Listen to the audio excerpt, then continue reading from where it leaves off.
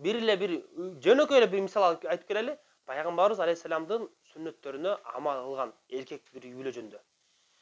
Бир үй бүлөдө айтат, бир киши келип дамылага кайрылат. Мен ушул канча жылдан бери жашайм, өзүм диндар деп үй бүлөдө иштейм. Аялым да өзүм да толук намаз окуп, ал да оронуп, динде эле жүрөбүз, Кудайга шүгүр. Бирок дагы деле ушул жубайым экөөбүз көп келишпей ызычуу болуп, дагы үй бүлөдө ызычуу да.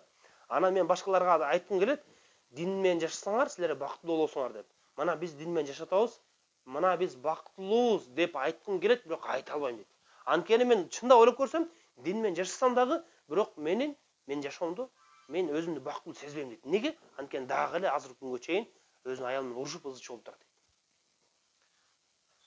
Анан күндөрдүн биринде бир чогулуштардын бирөөсүндө отуруп тамактын адептери айтылып калды дейт. Тамактын адептери айтылып калып, ошол пайгамбар алейхиссалам тамак жегенде кандай кылат эле, эмне кылат эле деп сөздөн сөз болуп ошол пайгамбарыбыздын тамак жеген ыкмасы, кандай жеген адептери айтылып калды.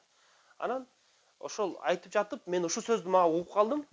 Пайгамбар алейхиссалам тамак жегенде тамактын айыбын айтчу эмес дейт. Тузду болуп калат кээде күйүп кетет, кээде тузсуз болуп калат, кээде жанагы даамы жок болуп калат, жана башка болуп калат да. Эми ар кандай болуп калат ал нерсе. Анан пайгамбарыбызга тамак жакса жесү, жакпаса унчукпай жечү эмес дейт ал.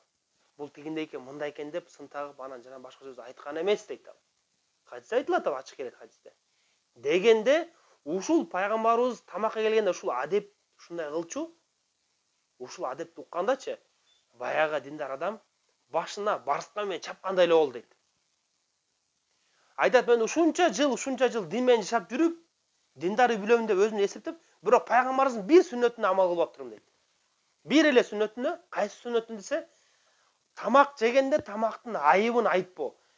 Көрсө анын аялы кээде тамакты жасаса тузсуз жасап койчу экен, кээде тузу өткөр болуп кетет, тузду кылып койчу, кээде күйүп калчу экен, кээде ар кандай. Эми кыскасы тамакты анча жасалчу эмес экен. Анан бул дайыма эле кемсинтип аны уруша беришкен, ошонун себебинен ызычуу болчу дейт. Анан баягы хадис айтылган адетти уккандан кийин бул тууганыбыз ниет кылыптыр. Алла, мен ушул пайгамбарыбыздын ушул амалына, бир сүннөтүнө эми иншалла өмүр акырына чейин дайыма амал кылам деп ниет кылган экен дагы. Ошол күндөн баштап үй бүлөсүнө келип, бир да жолу тамактын кемчилигин айткан эмес, тамак үчүн дейт. Анан баягы ызычуу тып басылды дейт. Тып-тынч. Караңыз, бир эле сүннөт, бир эле пайгамбарыбыздын сүннөтү бир үй бүлөнүн бир тагдырын чечип койду мындай чыккандачы. Бир үй бүлөнүн ызычуусу ошон сен токтолду да.